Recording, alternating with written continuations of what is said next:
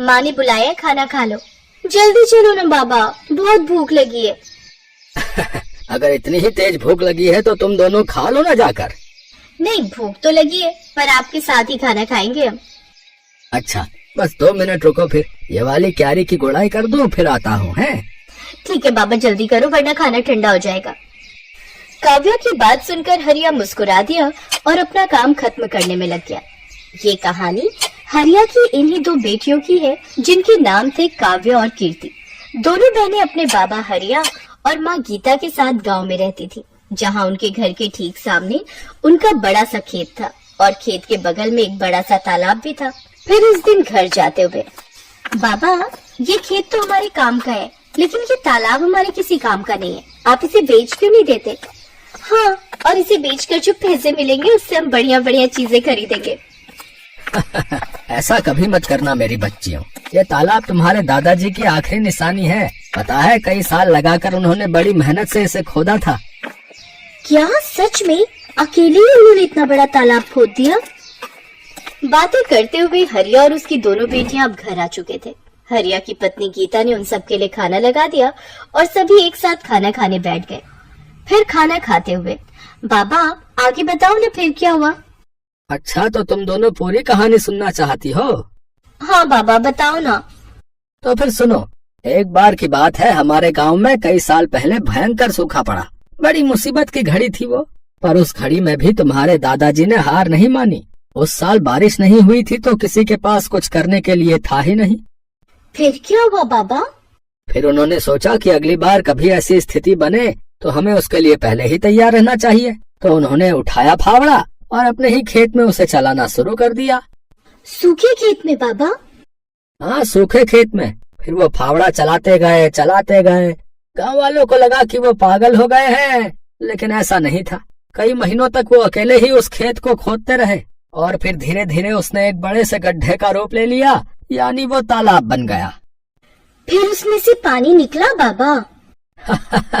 ऐसे थोड़े ही निकल आता है पानी। फिर उन्होंने इंतजार किया।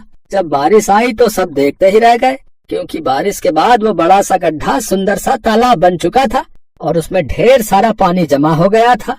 तब जाकर गांव के लोगों को समझ आया कि बाबा ने असल में बारिश के पानी का संचय किया है, जो अगले साल की बारिश तक सबके काम आने वाला था। अरे वाह, दादाजी ने तो कमाल कर दिया। अब तुम्हारे दादाजी नहीं है, लेकिन उनका दिया हुआ ये तालाब और उनकी सीख की मुसीबत की घड़ी में हार नहीं माननी चाहिए, ये आज भी हमारे साथ है बेटा। हाँ, सही कहा आपने बाबा। ओहो, अब कहानी पूरी हो गई हो तो खाना भी खा लो, सारा खाना ठंडा होने को आया है। बाबा, माँ तो बहुत गुस्से में लग रही है। कोई बात नहीं, मुसीबत की घड़ी में हार नहीं माननी चाहिए। अब जल्दी से खा लो, इससे पहले की बात हाथ से निकल जाए। हाँ। काव्या और हरिया फुसफुसाते हुए हंसने लगे। इसी तरह कई साल बीत गए। फिर एक साल उनके गांव में फिर से सूखा पड़ा। परिवार के लिए बड़ी दिक्कत आ गई। हरिया को एक बीमारी ने जकड़ लिया। गर्मी और बीमारी की वजह से हरिया और तालाब दोनों ही सूखते जा रहे थे। हरिया की तबीयत दिन ब दिन बिगड़ने लगी और फिर, माँ तुम चिंता मत करो, हम बाबा को शहर लेकर जाएंगे, उनका अच्छा इलाज कराएंगे। पर इतना पैसा कहाँ है हमारे पास? हम कर्जा ले लेंगे माँ, मैं अभी जाकर साहूकार से बात करती हूँ। वो बड़ा बदमाश है कीर्ति, बेटा जरा ध्यान से। कीर्ति गांव के साहूकार के पास पहुंची और उसे अपने घर की सारी दशा बताई। ओहो, हरिया अच्छा आदमी है, इसीलिए तुम्हें कर्जा दे देता हूँ, लेकिन बदले में क्या गिरवी रखोगी? बताओ। हमारे पास ले देकर एक तालाब ही है भान सिंह जी। अरे उस नाले जैसे गंदे तालाब का मैं क्या करूँगा भाई? उसके बदले तो कोई ढीला भी ना दे। एक काम करो, तुम मुझे अपने खेत के कागज दे दो और 2 लाख रुपए ले लो, ठीक है? कीर्ति अपना खेत गिरवी नहीं रखना चाहती थी, क्योंकि ले देकर उनकी कमाई का एक वही जरिया था। लेकिन उसे न चाहते हुए भी भान सिंह को अपने खेत के कागज देने पड़े और उसने साहूकार से 2 लाख रुपए ले लिए। माँ तुम चिंता मत करो, देखना बाबा का इलाज अच्छे से हो जाएगा, वो पहले की तरह एकदम ठीक हो जाएंगे। हाँ, भगवान करे ऐसा ही हो। थोड़ी देर बाद पूरा परिवार बस में बैठकर शहर के लिए निकल पड़ा। वो लोग शहर के एक बड़े अस्पताल में पहुंचे, जहां उन्हें पता चला कि हरिया की किडनी खराब है और इलाज में 4 लाख रुपए लगेंगे। अब गीता और दोनों बहनें चिंता में आ गई। उन्हें फिक्र सता रही थी कि बाकी पैसों का इंतजाम कैसे होगा। तभी कीर्ति तू एक काम कर, तू काव्या को लेकर गांव जा। वहाँ छोटे वाले कमरे में एक पुराना संदूक है, उसमें मेरे चांदी के कुछ गहने हैं, जल्दी से वो सब लेकर आ जा। पर माँ उनसे क्या होगा, हमें पूरे 2 लाख रुपए और चाहिए। अरे कुछ तो होगा, बाकी का भी देख लेंगे। गीता की बात मानकर दोनों बहनें वापस गांव चले आई और घर पहुंचते ही उन्होंने उस संदूक को खोला। ये पहली बार था जब उन्होंने उस संदूक को खोला था। उस संदूक को खोलते ही सबसे पहले ढेर सारी धूल निकली। फिर एक लाल रंग की कपड़े की पोटली थी जिसमें गीता के कुछ गहने रखे थे। हे भगवान, मेरी माँ की शादी की निशानी भी अब हमें बेचनी पड़ रही है, हमारी मदद करो भगवान। कीर्ति की आंखों में आंसू थे। तभी काव्या की नजर संदूक की तली पर पड़ी जो कुछ उठी हुई सी थी।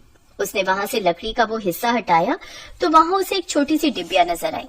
दीदी ये क्या है और इसे इतना छुपा कर क्यों रखा है? पता नहीं, रुक मैं इसे खोल कर देखती हूँ। जैसे कीर्ति ने वो डिबिया खोली उसमें एक बड़ी सी चाबी और एक चिट्ठी थी। कीर्ति ने वो चिट्ठी खोली जो असल में उसके दादा ने अपने बेटे हरिया के लिए लिखी थी। कीर्ति ने चिट्ठी को पढ़ना शुरू किया। मेरे बेटे हरिया, मैं जानता हूँ कि तू मुझसे बहुत प्यार करता है, पर अब मेरी उम्र हो चली है और ये बीमारी मुझे अपने साथ लेकर ही जाएगी। तूने अपनी जिंदगी भर की कमाई मेरे इलाज पर खर्च कर दी, लेकिन ये ठीक बात नहीं है। आगे तेरी संतानों को भी पैसों की जरूरत पड़ेगी। एक राज छिपा कर रखा मैंने तुझसे, ताकि तू या तेरी संतानें सही वक्त आने पर उसका इस्तेमाल कर सके। तालाब की खुदाई करते वक्त मुझे कुछ मिला था, ये चाबी तेरी सारी समस्याएं खत्म कर देगी। बस याद रखना कि यह चाबी असल में मेरे दिल की है। दीदी क्या दादाजी ने पैसे या गहने छुपा कर रखे होंगे कहीं? हाँ काव्या, लगता तो ऐसा ही है। तो सोचना जरूर दादाजी के पास कुछ ऐसा था जिसकी मदद से वो खुद का इलाज करा सकते थे, लेकिन उन्होंने वो हमारे बाबा और हमारे लिए छोड़ दिया और अपने प्राणों का बलिदान कर दिया। पर सवाल ये है कि क्या बाबा को इस बारे में कुछ पता नहीं चला? कैसे पता चलता? कितना छुपा कर तो रखी थी डिबिया दादाजी ने, वो तो पता नहीं कैसे मेरी नजर पड़ गई इस पर। लेकिन दीदी ये चिट्ठी के आखिर में किस तरह की पहेली है? अब हम दादाजी का दिल निकाल कर कहाँ से लाएं? बुद्धू वो किसी तरफ इशारा कर रहे हैं। उन्होंने कहा कि ये चाबी मेरे दिल की है। इसका मतलब कोई ऐसी चीज जो उनके दिल के सबसे करीब थी। उनके दिल के सबसे करीब तो बाबा हैं, पर बाबा में चाबी थोड़ी ही लगेगी, कुछ और सोच। हाँ दीदी, उनके दिल के करीब वो तालाब ही है जो उन्होंने बहुत मेहनत से खुद ही खोदा था। शाबाश, सही कहा। पर इतने बड़े तालाब में हम ये चाबी कहाँ लगाएंगे? किस जगह? सोच कीर्ति सोच। दीदी चाबी तो किसी ताले में ही लगेगी और ताला जरूर किसी चीज की तो सुरक्षा कर रहा होगा। हाँ, जैसे कोई पुराना संदूक, लेकिन वो संदूक पूरे तालाब में कहाँ है ये कैसे पता चलेगा? और पूरा तालाब खोदने में तो बहुत वक्त लग जाएगा। हाँ, और डॉक्टर ने जल्दी पैसे मंगवाए हैं। क्या करे दीदी? मिल गया, मान गई। दादाजी तो बहुत ही समझदार थे। मतलब उन्होंने एक ही पहेली में 2 उत्तर दिए हैं। उनके दिल की चाबी मतलब तालाब, और दिल कहाँ होता है? शरीर के बीचों बीच। तो हम तालाब के बीचों बीच खुदाई करेंगे, वो भी रात को। वाह दीदी, क्या दिमाग पाया आपने। वैसे दीदी एक बात तो माननी पड़ेगी, दादाजी बहुत समझदार थे, लेकिन शायद वो जानते थे कि उनकी आने वाली पीढ़ियां भी बहुत समझदार होंगी, तभी तो उन्होंने इतनी मुश्किल पहेली रखी थी। काव्या की बात सुनकर कीर्ति मुस्कुरा दी और फिर रात में उन दोनों ने तालाब के बीचों बीच खुदाई शुरू कर दी। और थोड़ी सी खुदाई के बाद उन्हें वहाँ से वाकई एक संदूक मिला। और फिर जब उसे खोला गया तो उसमें ढेर सारे सोने के सिक्के थे। दीदी क्या ये सोने के सिक्के हैं? हाँ काव्या, दादाजी ने सही कहा था कि सारी मुश्किलें हल हो जाएंगी। दादाजी भले ही चले गए, लेकिन वो जाते जाते हमारी सबसे बड़ी मुश्किल हल कर गए। अगले दिन कीर्ति ने उनमें से कुछ सिक्कों को सुनार को बेच दिया और उसके बदले में ढेर सारे रुपए ले लिए। उसने हरिया का पूरा इलाज कराया और साहूकार का भी कर्जा उतार दिया। फिर एक दिन घर में, बेटा तुमने बताया नहीं कि तुम्हारे पास इतना पैसा आया कहाँ से? कीर्ति ने हरिया को उसके पिताजी की चिट्ठी पकड़ा दी और काव्या ने उसे सारी कहानी बताई। बेटा, बाकी बचे हुए सिक्कों का हम क्या करेंगे? माँ, उन्हें बेचकर हम इस तालाब को और बड़ा और सुंदर बनाएंगे, जिसमें प्यारी प्यारी मछलियाँ होंगी और बगल में बगीचा बनाकर लोगों के बैठने का इंतजाम करेंगे। साथ ही साफ पानी के लिए प्याऊ भी लगाएंगे, ताकि हर बार जब भी कोई यहाँ आए तालाब के किनारे बैठकर ठंडा और मीठा पानी पिए और दादाजी के दिल को सुकून मिले।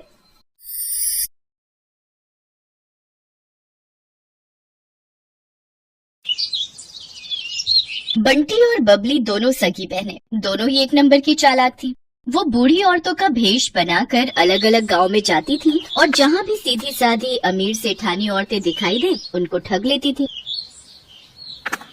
अरे मोरे मैया, ये तो सच में जादू हो गया। मुझे भी कोई ऐसी दवाई दे दो। मैं तो बिल्कुल ऐसी 20 साल की जवान लड़की बनना चाहती हूँ। मेरे पति तो मुझे पसंद ही नहीं करते, हमेशा मुझे बुढ़िया बुढ़िया कहकर चिढ़ाते रहते हैं। सही कह रही हो बहन, मेरे पति भी मुझे ऐसे ही सुनाते हैं कि तू तो अब बूढ़ी हो गई है, तेरे ऊपर कुछ पहना ओढ़ा अच्छा नहीं लगता। अब दिखाऊंगी मैं कितनी सुंदर लगती हूँ। वैसे ये दवाई खाकर हम कितने दिन में जवान हो जाएंगे?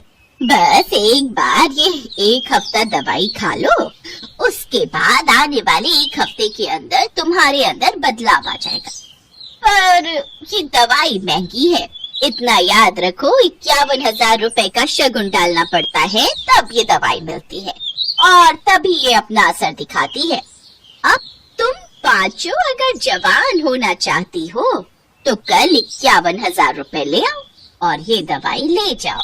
अरे वो तो कोई दिक्कत नहीं है, पैसों की चिंता तुम ना करो, हम कल ही ले आएंगे। पर मेरी तो अब बहन की लड़की की शादी है, मैं सोच रही हूँ कल से दवाई शुरू कर दो।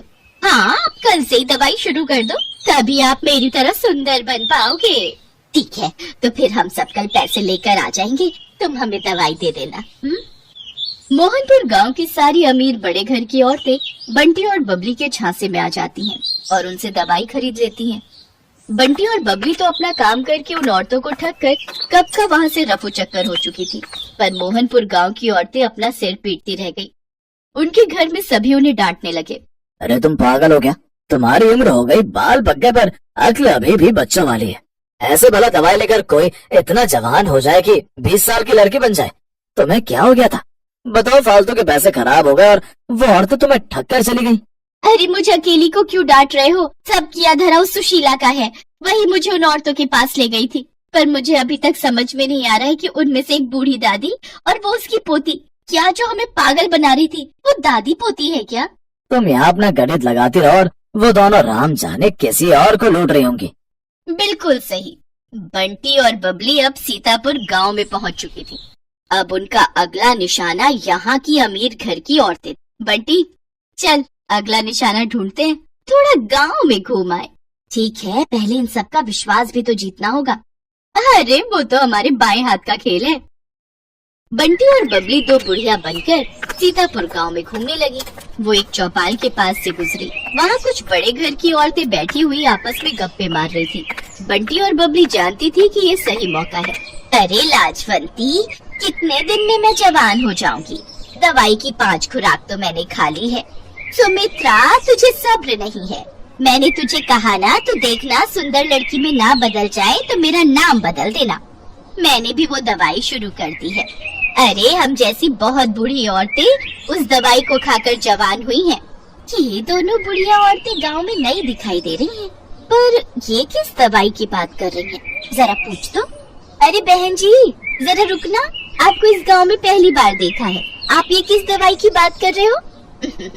जी नमस्ते, हम दोनों तो बूढ़े से जवान होने की दवाई की बात कर रहे हैं। हम वो दवाई खा रहे हैं।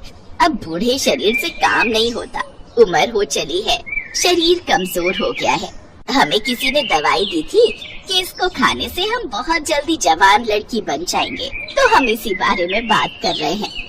हाय हाय हाय, सचमुच बुढ़ापा झेला ही नहीं जाता। कभी कोई बीमारी शरीर को घेर लेती है तो कभी कोई। हमसे अब बुढ़ापा सहन नहीं होता, इसलिए हम जवान होने की दवाई खा रहे हैं। अच्छा, तो उससे कोई भी जवान हो सकता है? अगर हम लोग वो दवाई खाएं, क्या तुम हमें भी वो दवाई दे सकती हो? हाँ, क्यों नहीं, वो दवाई तो हम जरूर दे सकते हैं। उसके लिए 51,000 रुपए देने होंगे, वो शगुन होता है। हाँ ठीक है, पर पहले आप हमें इस बात का सबूत दो कि वो दवाई सचमुच हमें जवान बना देगी। मेरी दवाई को 5 दिन हो चुके हैं, बस कल एक दवाई और लेनी है, फिर परसों मैं तुम्हें एक जवान लड़की के रूप में दिखाई दूंगी। ठीक है, तो फिर हम परसों ही दवाई खरीदेंगे। पहले तुम्हें देख तो ले, आजकल चोर उचक्के बेईमान ठग बहुत लूटने लगे हैं। अरे तो ठीक है, आप जब परसों सुमित्रा को लड़की के रूप में देखोगे तभी आपको विश्वास होगा।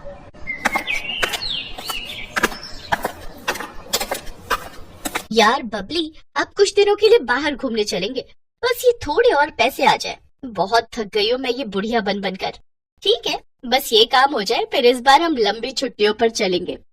बंटी और बबली इस बार बहुत खुश थी क्योंकि उनके पास इस बार बेईमानी के बहुत सारे पैसे जुड़ चुके थे।